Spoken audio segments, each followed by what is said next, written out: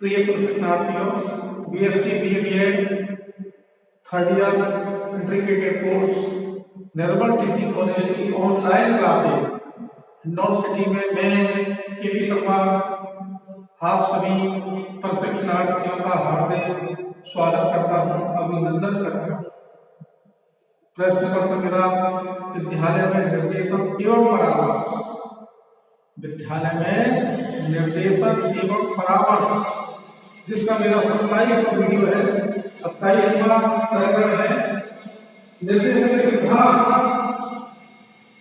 निर्देशन के सिद्धांत, अधिनियम और प्रिंसिपल्स ऑफ गाइडेंस, ये पर्टिकुलर और इकाई तरीके में मेरी इसके अंतर्गत आप सभी का ध्यान आकर्षित करता हूं। तो देखिए, निर्देशन के जो सिद्धांत हैं, अधिनियम है, ध्यान रखना, सिद्धांत एवं अधिनियम बात एक ही है, ये केवल भ्रमित करने वाली बात है, इसलिए सिद्धांत और अधिनियम। तो मैंने और निर्देशन के सिद्धांत, प्रिंसिपल ऑफ गाइडेंस।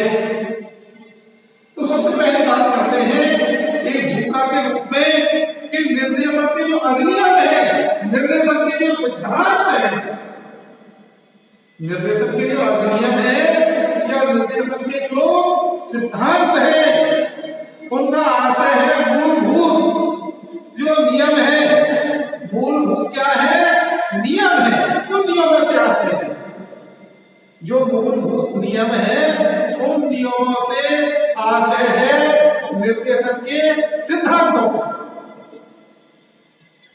जिसके आधार पर निर्देशन की प्रक्रिया का संचालन किया जाता है, जिसके आधार पर निर्देशन की जो प्रक्रिया है उसका संचालन किया जाता है। निर्देशन की प्रक्रिया का संचालन किसके द्वारा किया जाता है, किस लिए किया जाता है? तो निर्देशन के सिद्धांत तो क्या था, मूलभूत जो नियम है, सिद्धांत है, अधिनियम है, तो क्या था? तो देखिए, इन सिद्धांतों को विस्तार से उल्लेख करने से पूर्व मैं ये बताना चाहता हूं कि इसमें कई विद्वानों ने अपने अपने विचार रखे हैं, लेकिन मुख्य रूप से विद्वान है क्रो एंड क्लो,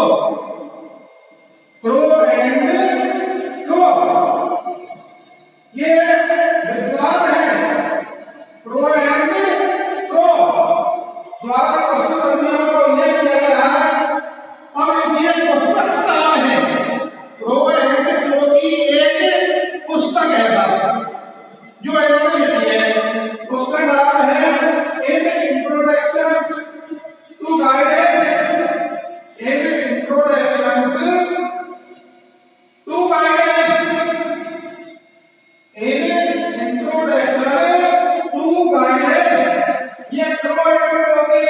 पुस्तक का नाम ऐसा,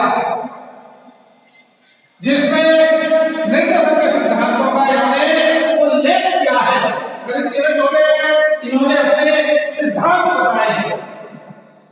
इन अपनी पुस्तक क्रो एंड क्लो ने अपनी लिखी पुस्तक का नाम है इंट्रोडक्शन टू गाइडेंस,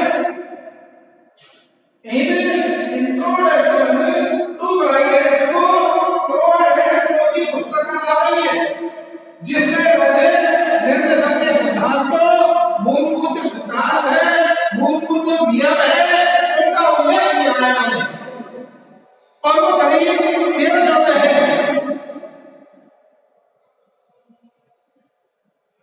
तो यहाँ पे आपको इसमें जो कुछ अधिनियम है इनका वर्गीकरण किया, मैंने भागों में बांटा है। तो यहाँ पे कहा जो अधिनियम है इसके बारे में आपको बता रहा हूं। तो पहला जो अधिनियम है इसको मैंने वर्गीकृत किया है कि व्यक्ति के संबंध में सही जानकारी प्राप्त करने के लिए व्यक्तिगत मूल्यांकन एवं अनुसंधान होना आवश्यक है। व्यक्ति के जानकारी प्राप्त करने के लिए कि यह कैसा व्यक्ति है, ये कैसा व्यक्ति है, उसकी सही जानकारी करने के लिए सबसे पहले व्यक्ति का मूल्यांकन, कैसा व्यक्ति का मूल्यांकन एवं अनुसंधान, उसके बारे में जानकारी बारीकी से करना बहुत ही आवश्यक है। इसमें देखिए मैं आपको इसको विस्तार से बता रहा हूं, आप ध्यानपूर्वक सुने, बड़ा आनंद आएगा। देखिए क्रो एंड क्रो ने अपनी जो पुस्तक है इन इंट्रोडक्शन टू गाइडेंस में करीब 14 नियमों का उल्लेख किया है। 14 नियमों का करीब उल्लेख किया है उन्होंने इन इंट्रोडक्शन टू गाइडेंस नामक पुस्तक में क्रो एंड क्रो ने, ये विद्वान है। तो व्यक्ति के संबंध में सही जानकारी प्राप्त करने के लिए, व्यक्ति के संबंध में सही जानकारी प्राप्त करने के लिए व्यक्ति का मूल्यांकन अथवा अनुसंधान पर आधारित कार्यक्रमों का संचालन किया जाना चाहिए। व्यक्ति का मूल्यांकन एवं उसके अनुसंधान पर आधारित जो कार्यक्रम है या कार्यक्रमों का संचालन किया जाना चाहिए, जिसके द्वारा निर्देशन की जो क्रिया, निर्देशन की क्रियान्वयन के लिए, जो निर्देशन की क्रियान्वयन के लिए, किसके लिए, निर्देशन की क्रियान्वयन के लिए निर्देशन प्रदान करने वाले जो व्यक्ति है, निर्देशन प्रदान करने वाले जो व्यक्ति हैं, उनको संचय जो अभिलेख हैं, इकट्ठे किए हुए जो अभिलेख हैं, वो उपलब्ध कराए जाने चाहिए। संचय किए जो उपलब्ध अभिलेख हैं, उन अभिलेखों को क्या करना चाहिए, संचय इकट्ठे एकीकृत किया कराए जाने चाहिए या उपलब्ध करवाया जाना चाहिए।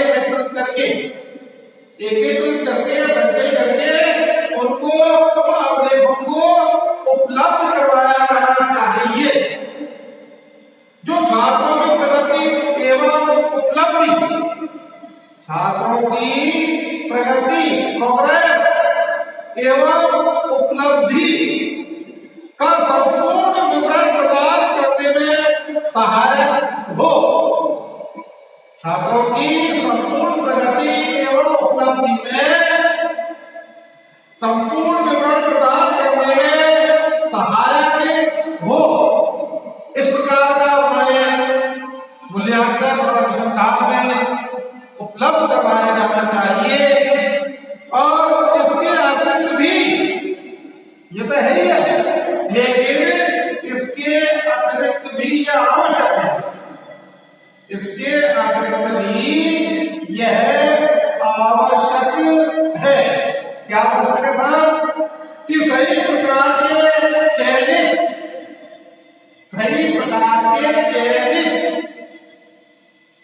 और मानकीकृत जो परीक्षण है, मूल्यांकन है, मानकीकृत जो परीक्षण और मूल्यांकन है, उन उपकरणों के माध्यम से छात्रों की उपलब्धियां, रुचियां एवं मानसिक योग्यताओं के संबंध में संकलित किए गए विशिष्ट प्रकार के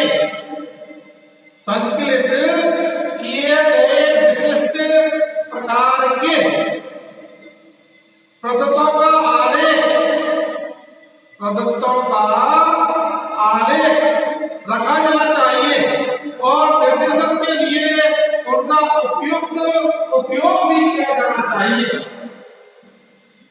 निर्देशन के लिए उनका उपयोग भी करना चाहिए। ये इतना बड़ा जो मैंने आपको समझाया है, ये व्यक्ति से संबंधित या संबंध से सही जानकारी प्राप्त करने के लिए व्यक्ति का मूल्यांकन एवं सुधार करने के बाद में उसको इतना करना चाहिए जिससे कि वह छात्रों की उपलब्धि और प्रगति इनको प्राप्त करने में एक सही निर्देशक की भूमिका निभा सके। और एक योग्य व्यक्ति के लिए होना चाहिए निर्देशक की भूमिका निभाने वाले योग्य अनुभवी व्यक्ति होने चाहिए और उनको इस का ज्ञान होना चाहिए कि मैं जो भी इस कार्य से संबंधित इनको व्यक्तिगत मूल्यांकन कर रहा हूँ वो सही है या गलत। और ये परीक्षणों और मूल्यांकन के आधार पर ही जो छात्र है उसको किया जाना चाहिए। ये प्रो एंड प्रो ने अपना पहला विचार रखा था, अधिनियम बनाया था। इसमें अपनी जो पुस्तक है इंट्रोडक्शन टू आइडियल्स में, अब इसके बाद में नंबर 2 जिसका नाम है विद्यालय से संबंधित। ये तो व्यक्ति से संबंधित नहीं और अब ये विद्यालय से संबंधित है। तो विद्यालय से संबंधित निर्देशक का समय समय पर मूल्यांकन किया जाना चाहिए। देखिए वो तो व्यक्ति वाला बंद पड़ेगा व्यक्ति, लेकिन नंबर 2 में जो मैं बात कर रहा हूं वो ये है कि विद्यालय से संबंधित निर्देशन कार्यक्रम का समय समय पर मूल्यांकन किया जाना चाहिए। विद्यालय से संबंधित निर्देशन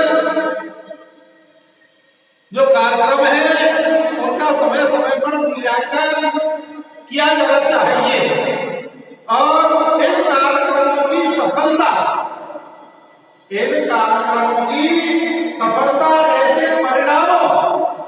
ऐसे परिणामों के आधार पर ज्ञात की जानी चाहिए। देखिए इन कार्यक्रमों की सफलता ऐसे परिणामों के आधार पर ज्ञात की जानी चाहिए जो निर्देशन कार्य से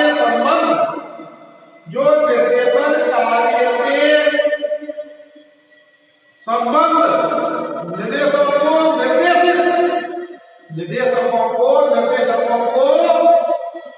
क्या करना चाहिए?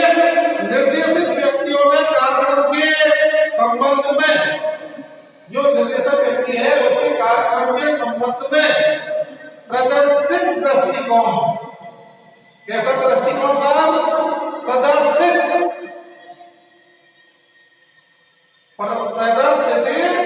दृष्टिकोण के माध्यम से प्रकट होती है और तथा जिनके आधार पर यह भी भली भांति जान लेना चाहिए या भली भांति हो जाता है जिन व्यक्तियों को निर्देशन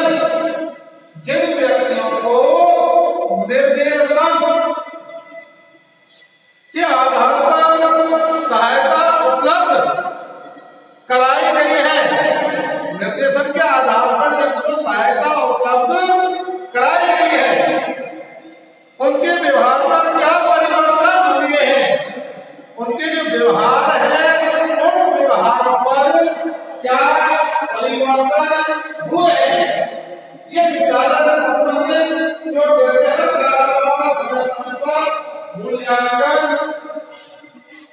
किया जाना चाहिए।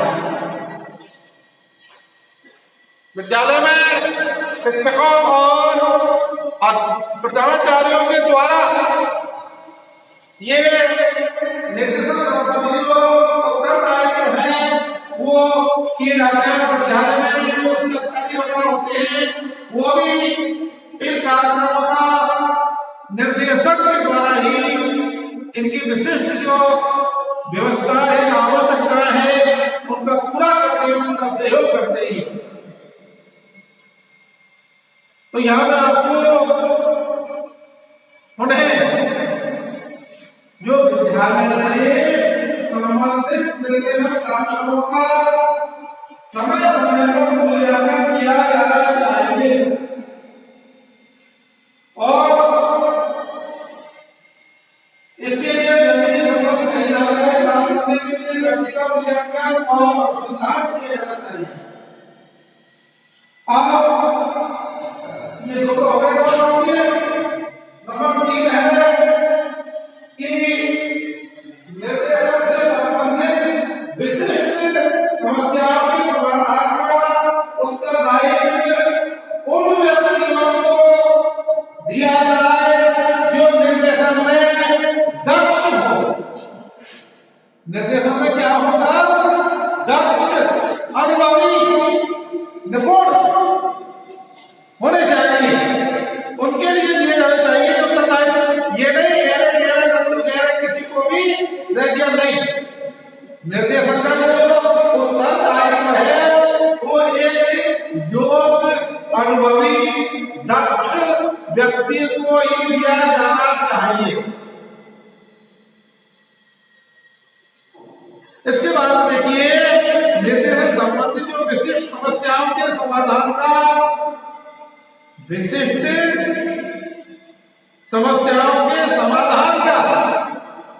जो उत्तरदायित्व है वो उन व्यक्तियों को सौंपा जाना चाहिए जो विशिष्ट समस्याओं के समाधान अथवा समायोजन की जो प्रक्रिया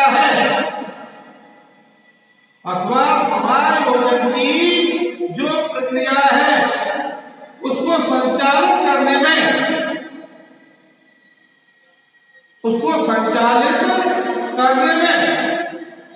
अपेक्षाकृत अधिक दक्ष हो, निपुण हो, उसको ये सौंपा जाना चाहिए। उसको ये निर्देशन का जो कार्य है वो उन्हीं व्यक्तियों को सौंपा जाना चाहिए। तो दोबारा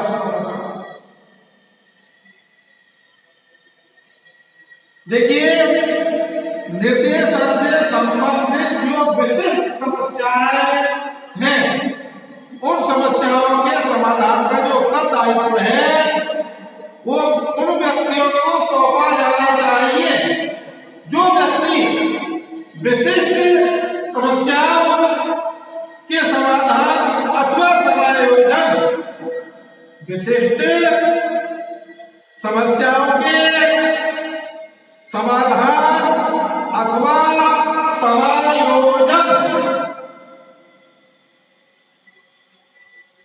विशिष्ट समस्याओं के समाधान एवं समायोजन की प्रक्रिया को संचालित करने में, समायोजन की प्रक्रिया को संचालित करने में अपेक्षाकृत अधिक योग्य, अनुभवी, दक्ष होना चाहिए। उससे समस्याओं से संबंधित योग्य, अनुभवी, दक्ष होना चाहिए। ये नंबर 3। अब नंबर 4 की बात करते हैं। देखिए, यह आवश्यक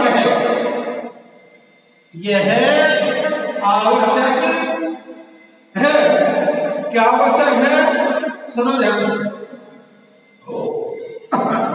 यह आवश्यक है कि शिक्षकों एवं प्रधानाध्यापकों को,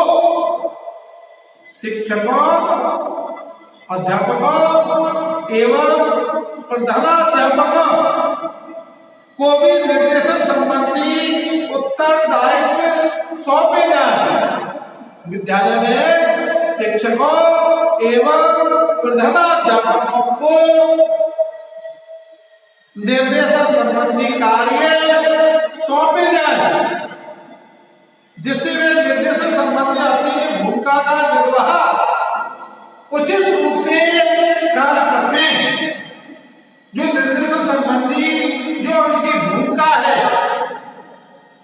निर्वाह उचित ढंग से कर सके, इसलिए शिक्षकों एवं प्रधानाध्यापकों को भी निर्देशन संबंधी उत्तरदायित्व सौंपे जाने चाहिए।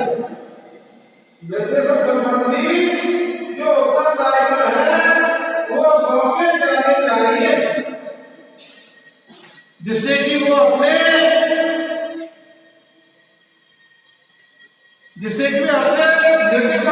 निर्देशन संबंधी जो कार्य है उन कार्यों निर्देशन संबंधी जो कार्य है उन कार्यों में अपनी भूमिका का निर्वाह सही ढंग से, उचित प्रकार से, अच्छी प्रकार से कर सके, उचित प्रकार से, सही प्रकार से वो इस क्रिया को कर सके, ये आवश्यक है, ये बहुत ही आवश्यक है। इसको दोबारा समझना थोड़ा आनंद। देखिए, यह आवश्यक है कि शिक्षकों, अध्यापकों, प्रधानाध्यापकों को निर्देशन संबंधी जो उत्तरदायित्व है, रेस्पॉन्सिबिलिटियां है, टीचर्स एंड हेडमास्टर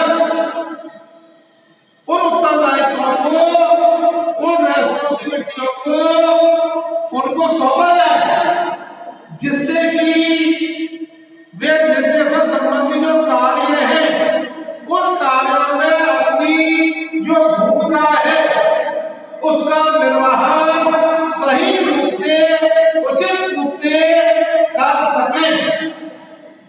ये बहुत आवश्यक है, ये सब बहुत ही आवश्यक है। एक बार और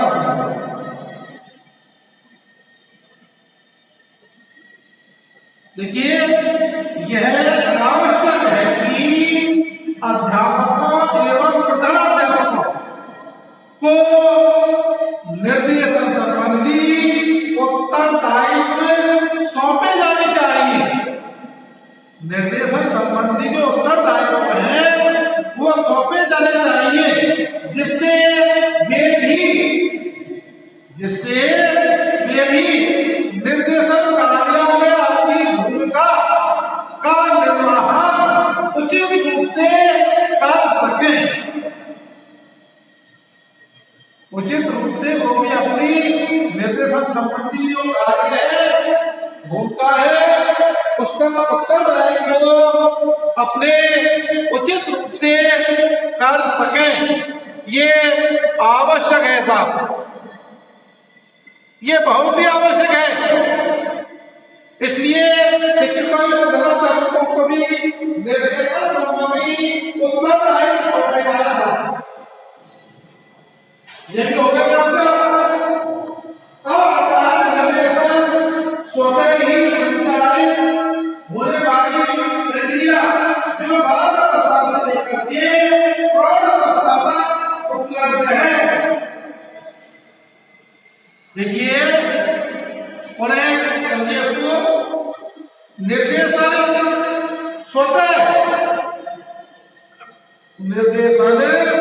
स्वतः ही संचालित होने वाली ऐसी प्रक्रिया के रूप में स्वीकार किया जाना चाहिए, ऐसी प्रक्रिया को स्वीकार किया जाना चाहिए जो बाल्यावस्था से लेकर के प्रौढ़ अवस्था तक उपलब्ध रहती है। बाल्यावस्था से लेकर के प्रौढ़ अवस्था तक उपलब्ध रहती है। क्या रहती है साहब? निर्देशन स्वयं संचालित होने वाली एक प्रक्रिया के रूप में स्वीकार किया जाना चाहिए। एक प्रक्रिया के रूप में क्या किया जाना चाहिए साहब? स्वीकार किया जाना चाहिए, जो बाल्यावस्था से लेकर के प्रौढ़ अवस्था तक उपलब्ध रहती है। ये ऐसी प्रक्रिया है, ये एक ऐसी प्रक्रिया है जो वहां तक उपलब्ध रहती है। वहां तक क्या रहती है साहब? उपलब्ध रहती है। तो निर्देशन होने वाली प्रक्रिया जो बाल अवस्था से लेकर के प्रौढ़ अवस्था तक उपलब्ध रहती है, यह वो प्रक्रिया है।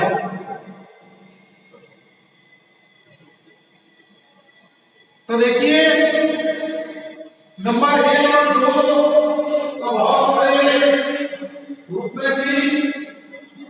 3 से लेकर के 5 तक ये छोटे रूप में, और ये के द्वारा अपना पुस्तक काव्यों का उल्लेख किया। उनकी पुस्तक का नाम है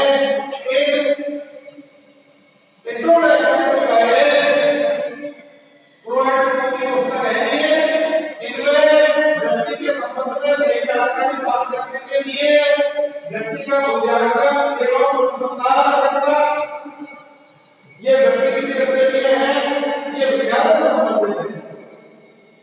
तो देखिए व्यक्ति के संबंध में सही जानकारी प्राप्त करने के लिए व्यक्तिगत मूल्यांकन करना, उसका अनुसंधान करना, उसके बाद में प्रक्रिया को सौंपना और विज्ञान से संबंधित जो निर्देशक कार्यक्रमों का समय समय पर मूल्यांकन किया जाना चाहिए। उसके बाद में मूल्यांकन करने के बाद में ही तो देखिए इसमें संबंधित जो विशिष्ट समस्याओं के समाधान का जो उत्तरदायित्व है वो उन व्यक्तियों को दिया जाना चाहिए जो दक्ष है।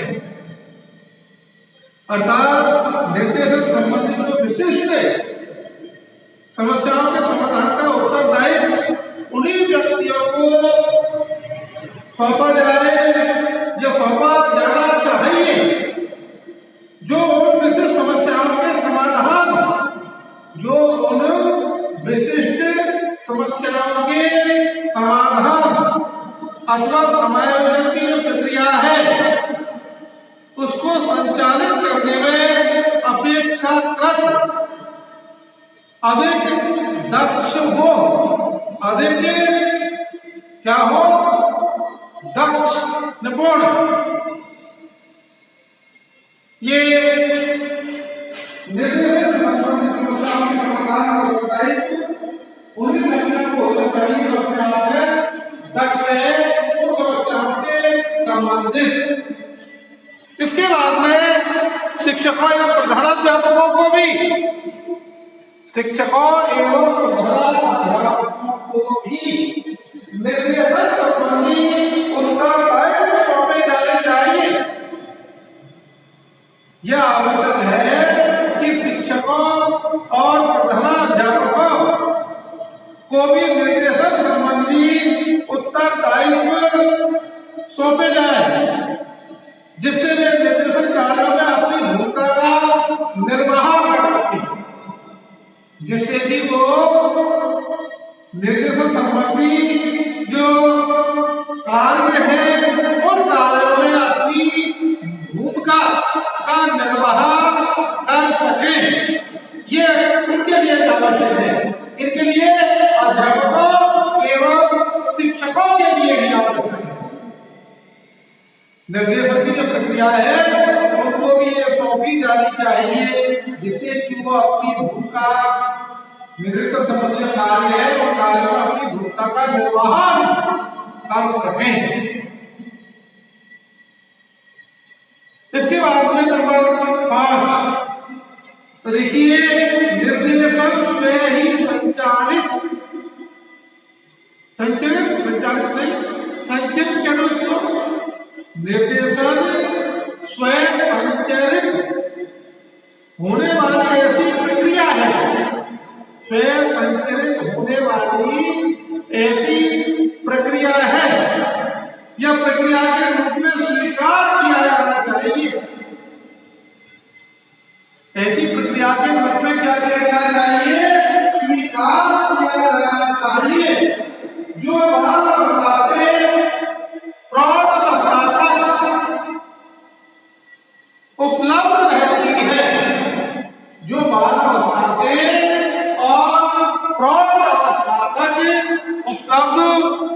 रहती है वो ऐसी प्रक्रिया के रूप में संचालित की जानी चाहिए, जाननी चाहिए।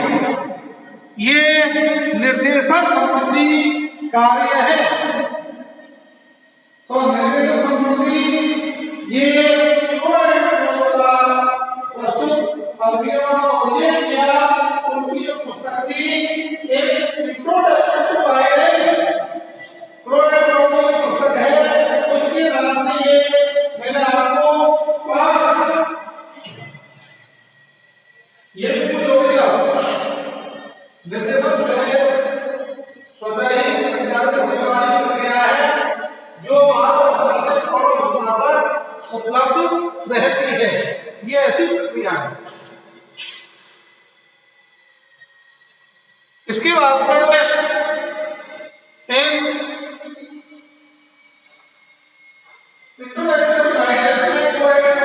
और भी कई ऐसी उपलब्ध है, ऐसी अधिनियम है, ऐसे सिद्धांत है, उनके बारे में अगले उसमें बताऊंगा। अब समय अभाव के कारण मैं इसको यही विराम देता हूँ। इसके लिए आप सभी को उन्हें